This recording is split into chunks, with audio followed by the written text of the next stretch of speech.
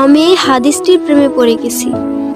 আপনি যখন নীরবে ঘরে বসে কান্না করেন, আল্লাহ তখন ফেরেশতাগণদের উদ্দেশ্য করে বলেন, কোন জিনিস আমার এই বান্দার চোখে পানি আনলো?